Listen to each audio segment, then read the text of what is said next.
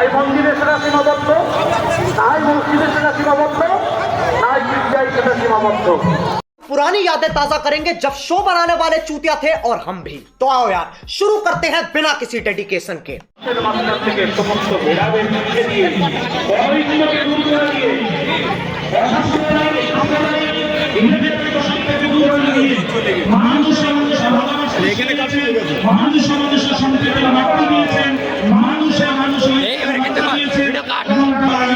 लेकिन एक सेकंड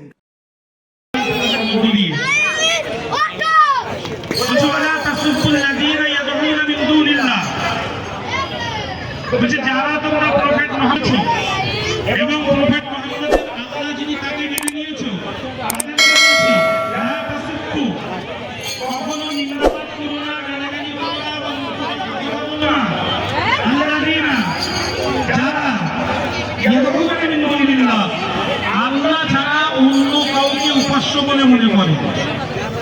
কোরআনের সূরা আনআমের 108 নম্বর আয়াতে আল্লাহ রাব্বুল আলামিন বলছেন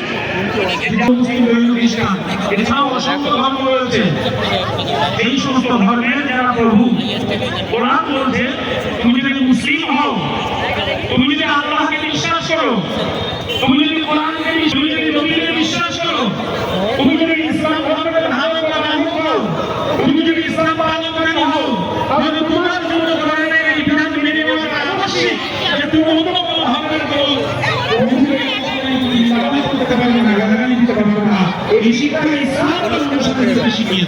सीसीटीवी कैमरा। लेकिन एक सेकंड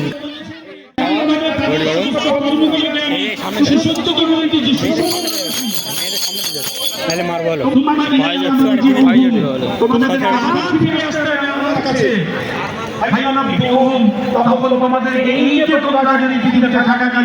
নিজে ধর্মের প্রভুকে মানিয়ে অন্য ধর্মের নবীকে নিয়ে তারা নিন্দাবাদ করো, তাদের ধর্ম প্রথা, তাদের সংস্কৃতি, তাদের কালচার, তাদের আচার অনুষ্ঠান, কোনো কিছু যে আমাদেরকে পৃথিবী থেকে একদিন চলে যেতে হবে, কিয়ামতের ময়দান কাটা বলে সেই কিয়ামতের ময়দানে আপনাকে দাঁড়াতে হবে এবং সেখানে আপনাকে হিসাব দিতে হবে যে কেন আমি পৃথিবীতে থাকাকালীন অন্যের ধর্মের প্রভুকে আমরা নিন্দাবাদ করেছিলাম বা তার সম্পর্কে ব্যাপারটা বলেছিলাম।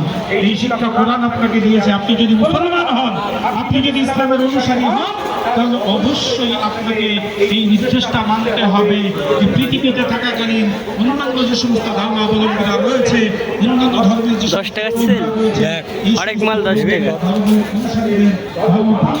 সম্পর্কে তোমাকে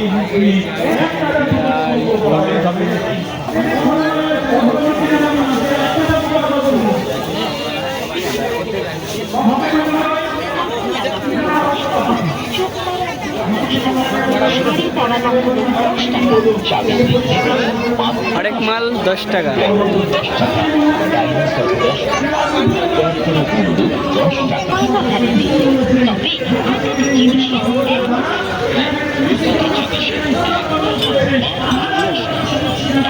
কি নিবি?